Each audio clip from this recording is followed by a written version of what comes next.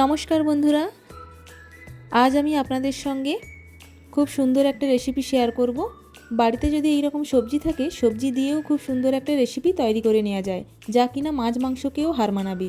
এখানে আমি নিয়েছি বেগুন, সজনে ডাঁটা, মটরশুঁটি, শিম, কাঁচকলা আর মিষ্টি আলু। আর এই সবজিটাই আমি বড়ি ব্যবহার করব, তাই বড়িগুলোকে হালকা একটু তেল দিয়ে আমি ভেজে নেব।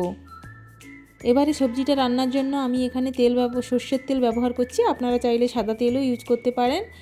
এখানে আমি প্রথমেই বেগুনগুলো, কাঁচকলা আর শিমগুলোকে ভেজে নেব। আর ভাজার জন্য এখানে আমি 1 চামচ লবণ ইউজ করছি। ভালো করে সবজিগুলোকে উল্টে পাল্টে আমি ভেজে রেখে দেব। এবার আমি কড়াইতে দিয়ে দেব সর্ষের তেল। সর্ষের তেল গরম হয়ে আসলে আমি দিয়ে দেব 2টো তেজপাতা, 1 চামচ জিরে, 2টো শুকনো লঙ্কা আর একটা কাঁচা লঙ্কা চেরা। তারপরে আমি এখানে দিয়ে দেব এলাচ আর লবঙ্গ।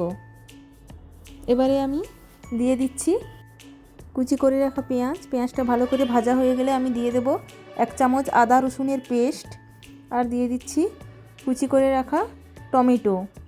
ভালো করে নাড়াচাড়া করে নিলাম।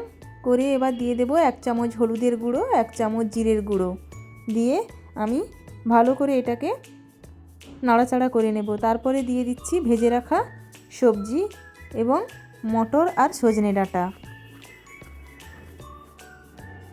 আমার আগে ভাজার সময় লবণ দেয়া ছিল, তাই আমি এখানে 1 চামচ লবণ ইউজ করছি। আর এখানে আমি নিয়ে নিয়েছি 1 চামচ পোস্ত, সর্ষে, কাঁচা লঙ্কা আর কাজু। এইটার একটা আমি পেস্ট বানিয়ে নেব।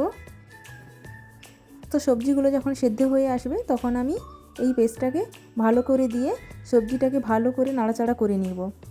এবার আমি ঢাকা দিয়ে 5 থেকে 7 মিনিট রান্না হতে দেব। তারপরে আমি ভেজে রাখা বড়িগুলোকে এখানে দিয়ে দেব। দিয়ে আবার ঢাকা দিয়ে 5 মিনিট মতো রান্না হতে দেব। এখানে আমার দেখুন এই যে সবজি রেডি। আপনারা অবশ্যই একবার বাড়িতে ট্রাই করবেন, খুবই ভালো লাগবে। আর আমার রান্না যদি ভালো লেগে থাকে চ্যানেলটা অবশ্যই সাবস্ক্রাইব করে